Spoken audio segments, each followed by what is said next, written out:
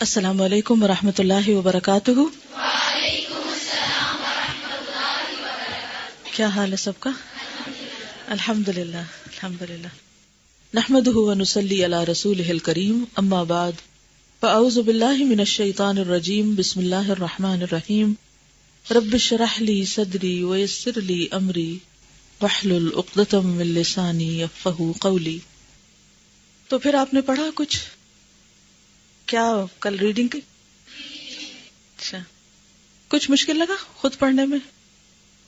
اور کس نے کسی کو پڑھ کر سنایا؟ جی، آپ نے کس کو پڑھ کر سنایا؟ پھر کیا ہوا؟ آؤٹ کم کیا تھا؟ اچھا گڈ۔ اور جی، آپ نے کس کو سنایا؟ بھائی کو سن لیا اس نے؟ گڈ۔ پھر کیا کہا اس نے؟ گڈ، بہت اچھا کیا، کیونکہ انہیں کہ کتاب ساتھ لے کر جائیں، کیونکہ خالی اگر لکھ کے لگایا تو ویسے یہ حدیث ہم نشے کے لیے پوسٹر بھی بنا سکتے ہیں، کیونکہ اس کی اویئرنیس عام ہونی چاہیے۔ گڈ۔ جی آپ؟ الحمدللہ۔ جی آپ؟ گڈ گڈ، ماشاء اللہ۔ اور باقیوں نے کیا کیا؟ آرام؟ ہاسٹل میں رہنے والوں نے کیا کیا؟ خود پڑھا بس؟ آپ یہ بھی تو کر سکتے تھے نا کہ دو لوگ بیٹھ جاتے، ایک پیرا ایک پڑھتا، دوسرا شخص دوسرا اس کو سناتا، ایک پہلے کو سناتا، پہلا دوسرے کو سناتا، تو اس سے یہ ہے کہ پھر انسان زیادہ بہتر طور پر یعنی دونوں کام ہو جاتے ہیں۔ تو کل آپ ایسا ہی کیجئے انشاءاللہ تعالی۔ جی، آپ نے کس کو سنایا؟ جی، یہ کہتے ہیں کہ اگر ہمیں خود ہی پڑھنا ہے، خود کو ہی سنانا ہے، تو پھر کسی ریکارڈر میں اس کو ریکارڈ بھی کر کے ذرا اپنا دوبارہ تھوڑا سا سن لیں، کہ جب ہم کسی کی سمع خراشی کرتے ہیں تو کیسا لگتا ہے۔ تو اچھا آئیڈیا ہے، اپنی غلطیاں خود زیادہ پتہ چلتی ہیں پھر۔ جی، اور خیال بھی نہیں آیا کچھ پڑھنے کا یا سنانے کا کسی کو؟ پھر ہو سکا نہیں کچھ؟ جی آپ؟ گڈ۔ یہ کہتی ہے کہ انہوں نے اپنی بیٹی کو سنایا اور ان کو سمجھایا کہ آپ نے میرے مرنے کے بعد کس طرح میرے لیے دعا کرنی ہے، نہ صرف اپنے لیے رونے بیٹھ جاؤ۔ بات تو صحیح ہے۔ اور بک لے کر گئی لیکن ماحول نہیں بن سکا۔ تھوڑی سی آج مزید ایک قدم اور جرت کریں۔ پتہ کیا، جرت کی بھی ضرورت ہوتی ہے۔ بعض اوقات ہم انتظار کرتے رہتے ہیں کہ کب اچھا موقع ہے، اور وہ آتا ہی کوئی نہیں۔ تو پھر کیا کرنا پڑے گا؟ اگر موقع نہیں ملتا، موقع نہیں بنتا، تو انتظار ہی رہے گا۔ پھر کیا کریں گے؟ چلیے آج یہ کر کے دیکھیں، لکھ لیں اپنے پاس، یہ ہوم ورک ہے، کرنا ہے اس کو، اس کے بغیر جان نہیں چھوٹے گی۔ اگر آپ کو اپنا علم پختہ کرنا ہے تو آپ کو کسی کو پڑھانا پڑے گا، سکھانا پڑے گا، سنانا پڑے گا۔ اور صغیرہ گناہوں کے بارے میں کچھ پڑھا کسی نے؟ مائنر سنس کے بارے میں کیا پڑھا؟ جی ہاں، اپنے چھوٹے بچوں کو ایون اگر وہ بہت میچور عمر میں نہیں ہے تو بھی ان کے ساتھ بیٹھ کے ریڈنگ شروع کریں۔ ایٹ لیسٹ جب وہ یہ دیکھیں گے کہ اس کتاب میں سے کچھ سنایا جا رہا ہے تو ان کا یقین جو ہے نا، ان میں یقین ہی بڑھتا ہے۔ ایک ہوتا ہے نا، ہم بات کرتے ہیں کسی کو، زبانی بتاتے ہیں تو بھی ٹھیک ہے، لیکن دوسرا شخص تھوڑا ڈاؤٹ فل بھی ہو سکتا ہے کہ پتہ نہیں یہ کہاں سے بات کر رہی ہے، کیونکہ عموماً جب ہم کسی کو بتاتے ہیں تو لوگ کہتے ہیں کہاں لکھا ہوا ہے، کہاں لکھا ہے۔ تو پھر جب لکھا ہوا پڑھ کے بتاتے ہیں تو پھر یقین آتا ہے۔ تو ضروری نہیں کہ اپنے سے بڑوں کو یا اپنے برابر والوں کو، اپنے سے چھوٹوں کو بھی آپ سمجھا سکتے ہیں، سکھا سکتے ہیں۔ ضروری نہیں کہ سارا چیپٹر، سارا کچھ، ساری باتیں، کوئی ایک بات بھی جو ان کے لیول کی ہو، ان کو سمجھ آنے والی ہو۔ اگزامپل نہیں آتی؟ جی بالکل، اسی وجہ سے صغیرہ سے بچتے بھی نہیں ہیں۔ چلیے ایک دن اور دیتی ہوں آپ کو کہ مزید جد و جہد کیجیے۔ سوال کیا تھا؟ صغیرہ گناہ کون کون سے ہیں، مثال سے واضح کیجیے، ٹھیک ہے؟ جی، کیونکہ مثال کے بغیر عام طور پر کیا کہتے ہیں، جو کبیرہ نہیں وہ صغیرہ ہیں، تو کیسے پتا چلے گا؟ جی جی، دوائے شافی میں بھی کبیرہ بتائے گئے ہیں، صغیرہ نہیں بتائے گئے، تو صغیرہ کو مثال سے سمجھنا ضروری ہے۔ جی آپ فرمائیے۔ اس طرح اس کو صغیرہ میں آپ نہیں ڈال سکتے، لیکن یہ ہے کہ جیسے اس کو میں ایک مثال سے سمجھاتی ہوں۔ زنا جو ہے یہ کیا ہے؟ نبی صلی اللہ علیہ وسلم نے فرمایا کہ زبان کا بھی زنا ہوتا ہے، آنکھ کا بھی ہوتا ہے، کان کا بھی ہوتا ہے، ٹھیک ہے، پاؤں کا بھی ہوتا ہے. یہ اب جو زنا سے پہلے کے جتنے سٹیپس ہیں نا، یہ کیا ہیں؟ صغیرہ میں آ جائیں گے. اور جب خدا نہ خاصہ ایکچوئل ایکٹ کوئی کرتا ہے تو وہ پھر کبیرہ میجر سن میں آ جائے گا. ٹھیک ہے. اب مثال کے طور پر اگر کوئی شخص چوری کا ارادہ کر رہا ہے، کسی کے ساتھ مل کے کوئی پلان کر رہا ہے، تو وہ جو باتیں کر رہا ہے نا، ٹھیک ہے، یعنی چوری سے متعلق جو باتیں ہوں گی، یہ باتیں جو ہیں یہ صغیرہ ہوں گی. جو چوری ہے جو کبیرہ ہوگی. تو یعنی جب میجر سن سے پہلے کی جو جن چیزوں میں انسان انڈلج ہوتا ہے، فضول گفتگو بعض اوقات، یا ایسی چیزیں جو کبیرہ تک لے جائیں بندے کو، یعنی چھوٹے سٹیپس جو الٹیمیٹلی کس پر جا کر اینڈ ہو؟ کسی بڑے گناہ پر اینڈ ہو. جی آپ فرمائیے. جی ہاں، جیسے پانی بیٹھ کر پینے کی بجائے کھڑے ہو کے پینے لگ جانا، الٹے ہاتھ پینے لگ جانا، اور اس طرح کی چیزیں. نہیں تو کیا لکھا ہے انہوں نے؟ جی ہاں، ہر وہ چیز جو اللہ سبحانہ و تعالیٰ کو ناپسند ہو لیکن اس پر کوئی اسپیسیفک پنشمنٹ نہیں بتائی گئی ہو، کرس نہ کیا گیا ہو، کوئی وعید نہ ہو، تو وہ صغیرہ ہوتے ہیں. یعنی جو چیزیں اللہ تعالیٰ کو پسند نہیں. مثلا ان اللہ کرہ لکم، ماشاء اللہ، قیل وقال.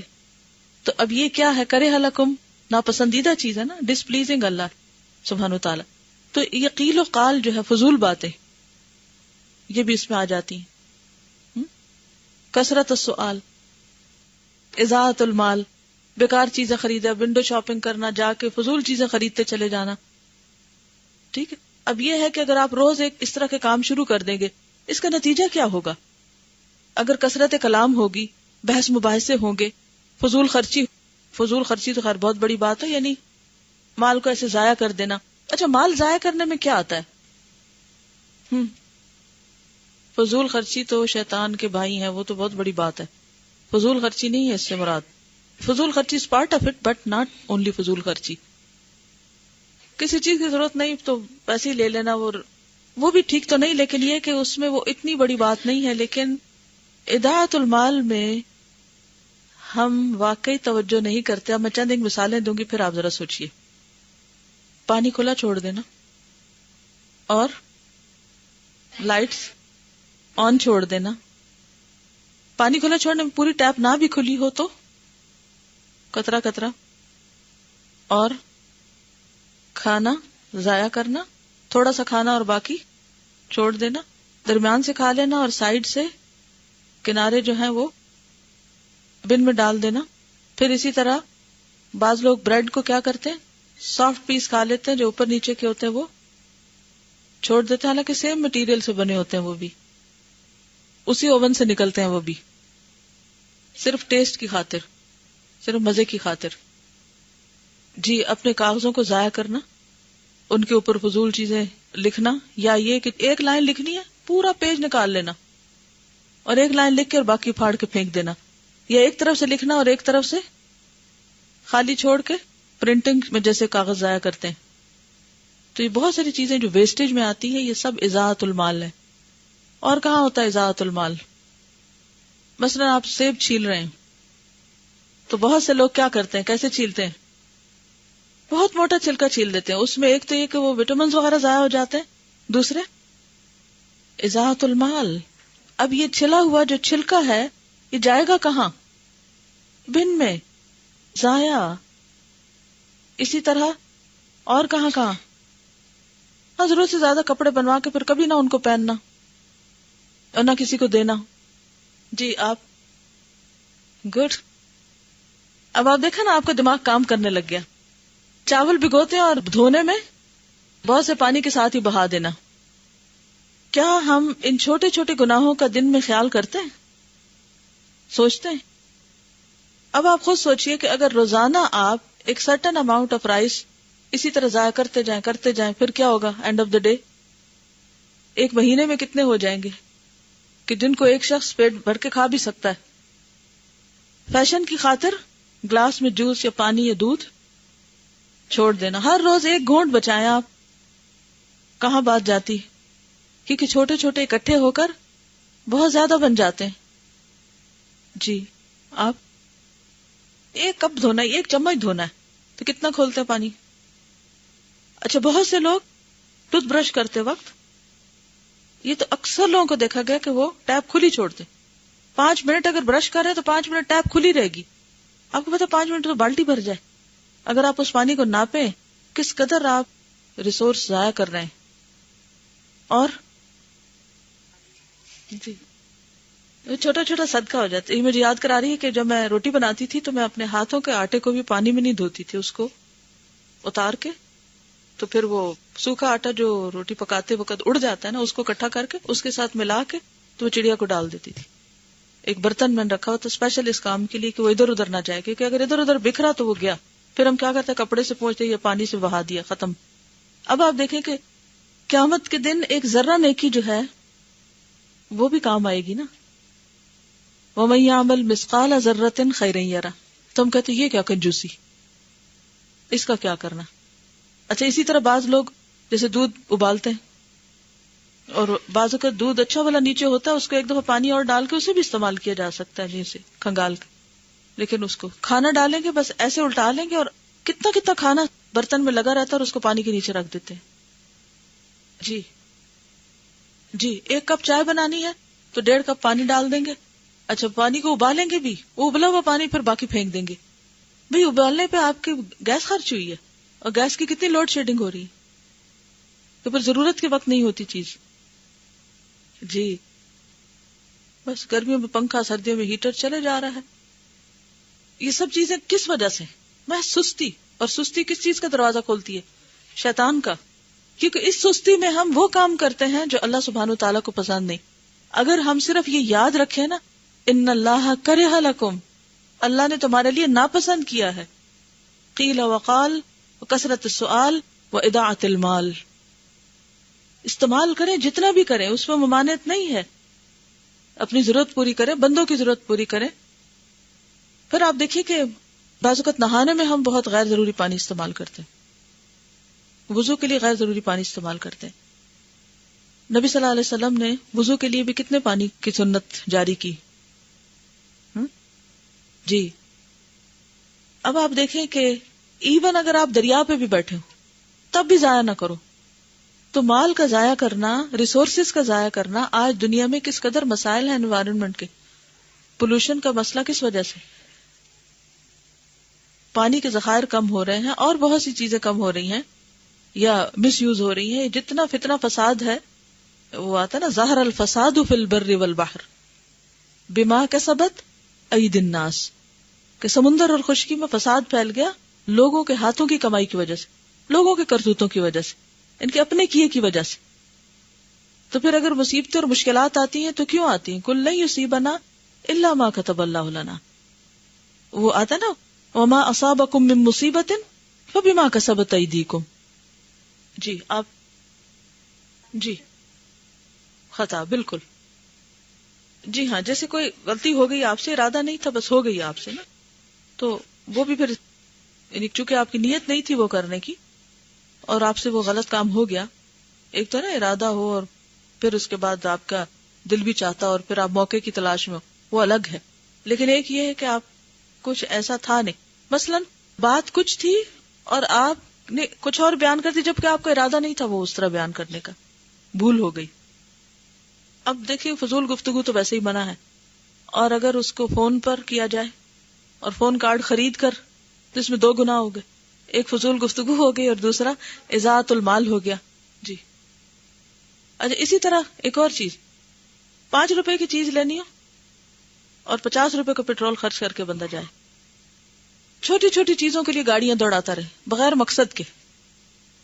جی شابش. یہ بھی آپ نے پڑھا ہوگا کہ صغیرہ گناہوں پر اگر اصرار کیا جائے تو وہ کبیرہ بن جاتے. یعنی چھوٹی چھوٹی غلطیاں جن کو انسان غلطیاں ماننے کو تیار نہ ہو اور کیے چلے جائے اور ہٹ دھرمی سے کیے چلے جائے تو وہ چھوٹے بھی بڑے بن جاتے. جی حسد از کبیرہ. جی وہ اس صورت میں کہ جب انسان پوری کوشش کر چکے اور کچھ اثرات دل میں باقی رہ جائے تو وہ پھر اللہ تعالیٰ اس کو نزع کا مطلب ہوتا ہے کھینچ کے نکال دینا، تو وہ نکال دیے جائیں گے.